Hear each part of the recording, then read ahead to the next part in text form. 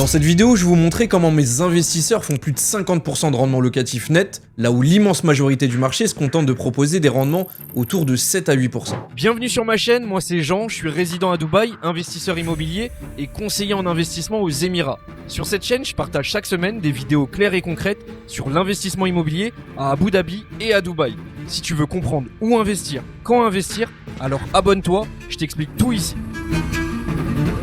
Pour ça, je vais vous prendre un cas concret, celui de l'un de mes clients qui a réalisé cette opération avec un budget d'1 million d'euros. Mais le plus intéressant, c'est que cette logique peut être répliquée avec pratiquement n'importe quel budget. Cette stratégie, je l'appelle le flip and twist, et d'habitude, je la partage qu'avec mes investisseurs privés. Aujourd'hui, je vais vous la dévoiler, alors restez bien jusqu'à la fin, parce que cette technique peut complètement changer votre manière d'investir à Dubaï. Le problème aujourd'hui, c'est que la majorité des investisseurs raisonnent tous de la même manière. Ils arrivent avec un budget, ils cherchent le meilleur appartement dans la meilleure zone possible. C'est pas forcément mauvais, mais c'est pas optimisé. Parce qu'il résonne en achat classique. Un budget, un bien, un rendement locatif standard. Et éventuellement une plus-value plus tard. Là où moi je regarde pas seulement le prix d'achat ou le rendement affiché, je regarde surtout comment structurer l'opération pour que le capital travaille beaucoup plus intelligemment. Et c'est là qu'on sort du raisonnement classique, parce que le vrai sujet c'est pas seulement d'acheter un bon bien, le vrai sujet c'est de comprendre comment utiliser son budget pour créer plus de valeur, plus de rendement et plus d'effets de levier, sans forcément prendre plus de risques. Mais avant de vous expliquer concrètement comment fonctionne le flip and twist, il faut comprendre une chose essentielle,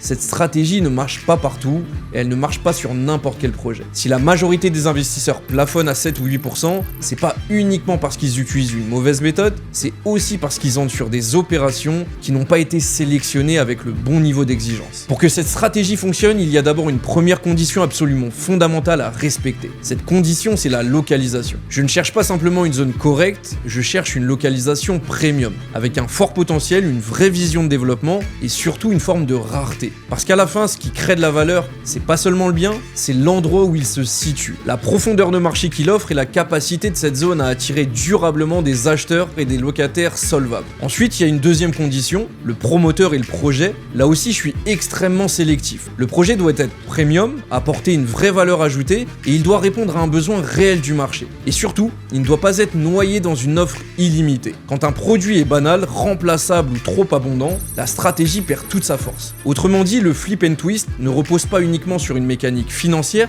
il repose d'abord sur une sélection très précise, la bonne zone, le bon promoteur et le bon produit. C'est seulement quand ces conditions sont réunies que la stratégie devient réellement puissante. Et maintenant que vous avez compris le filtre, on peut enfin parler de la mécanique qui fait toute la différence, le flip and twist. Maintenant, pour vous montrer comment fonctionne concrètement cette mécanique, je vais prendre un cas réel. Il s'agit de l'un de mes clients pour lequel nous avons structuré une opération sur le projet Peninsula 5, développé par le promoteur Select Group à Business Bay à Dubaï. Le projet se situe dans une localisation premium en Bordeaux, dans l'un des secteurs les plus lisibles et les plus recherchés du marché. Et ça, pour ce type de stratégie, c'est fondamental. Il faut une zone qui soit à la fois désirable, liquide et capable de soutenir une vraie revente à la remise des clés. Deuxième point, le promoteur. Ici, on parle de Select Group, donc d'un acteur reconnu, crédible, avec un positionnement ultra premium. Et quand on fait ce type d'opération, ce n'est pas un détail, parce que plus le promoteur est fort, plus le projet est lisible par le marché et plus la sortie est fluide au moment où il faut revendre. Troisième point, la typologie. On s'est positionné sur 2 unités 3 bedrooms,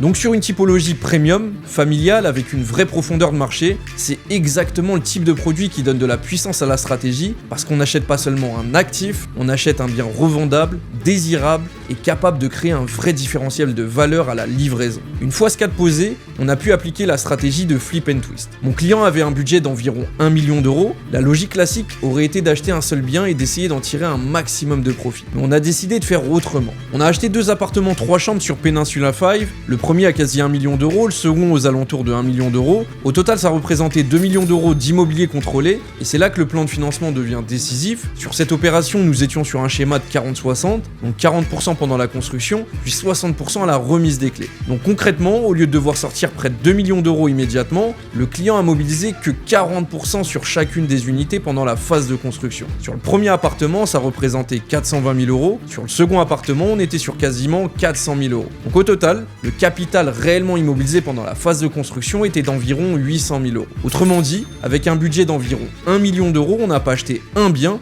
on a contrôlé près de 2 millions d'euros d'immobilier premium, sans crédit bancaire, simplement grâce à la force du plan de financement. Ensuite arrive le moment clé, la remise des clés. À ce stade, le deuxième appartement était revendu 1 800 000 euros. Et c'est là beaucoup de gens se trompent dans les calculs. Donc je vais les détailler très simplement. Sur cette unité, il restait 60% à payer au promoteur, soit environ 600 000 euros. Une fois ce solde réglé, le cash net récupéré sur la vente n'était plus une simple plus-value théorique, mais environ 1,3 million d'euros de cash disponible. Et sur ce cash, nous avons utilisé environ 640 000 euros pour solder le premier appartement, c'est-à-dire le solde du restant à payer sur l'unité que le client voulait conserver. Une fois ce paiement effectué, il restait encore environ 630 000 euros, et c'est précisément là que le flip and twist prend tout son sens. Parce qu'en réalité, le coût net final pour conserver le premier appartement est tombé à environ 200 000 euros. Donc oui, mon client est arrivé avec un budget d'environ 1 million d'euros, mais à la fin, pour conserver un 3 bedroom premium sur Peninsula 5, son coût net réel n'avait plus rien à voir avec le 1 million d'euros de départ. C'est là que le résultat final devient vraiment intéressant. Parce qu'au bout du compte, mon client conserve un appartement 3 chambres premium, donc un actif patrimonial fort, dans l'une des zones les plus recherchées de Dubaï, et aujourd'hui ce type de bien se loue aux alentours de 112 000 euros par an. Donc si on regarde de manière classique un investisseur qui achète ce même type d'actif au prix du marché, soit 1 800 000 euros, va obtenir un rendement brut d'environ 6%. C'est bien, c'est propre, mais ça reste un rendement de marché. Maintenant, si on regarde cette même opération avec la logique de flip and twist, tout change. Pourquoi ? Parce que le coût net réel pour conserver ce bien n'est plus de 1 800 000 euros, ni même de 1 million d'euros, il tombe directement à moins de 200 000 euros. Et quand vous avez un actif qui génère environ 112 000 euros de loyer annuel, pour un coût net total de moins de 200 000 euros, vous comprenez immédiatement qu'on ne parle plus du tout du même niveau de performance. C'est exactement la différence entre acheter un bien et structurer une opération. Le marché vous vend un rendement sur la valeur du bien, moi j'optimise le rendement sur le capital réellement laissé dans l'opération. La vraie leçon dans cette opération, c'est pas seulement qu'un client a acheté 2 biens, puis en a revendu un pour garder l'autre. La vraie leçon en immobilier, c'est que les meilleurs résultats ne viennent pas uniquement du bon produit, ils viennent surtout d'une bonne structure. La majorité des investisseurs raisonnent encore en prix d'achat, en rendement affiché ou en simple intuition de marché. Moi je raisonne autrement, en localisation, en rareté, en qualité de projet, en stratégie de sortie et surtout en coût net final réel pour l'investisseur. Et c'est exactement ce qui fait la différence entre une opération classique et une opération réellement optimisée. Parce qu'au fond, investir intelligemment, ce n'est pas seulement acheter un bien, c'est savoir comment transformer un budget donné en plus de valeur, plus de sécurité patrimoniale et plus de rendement. C'est ça la logique du flip and twist. Si vous voulez vous aussi comprendre comment adapter ce type de stratégie à votre budget, à votre profil d'investisseur, contactez-moi directement, je pourrais vous montrer si ce type d'opération est pertinent pour vous et surtout comment le structurer de manière sérieuse, sélective et surtout rentable.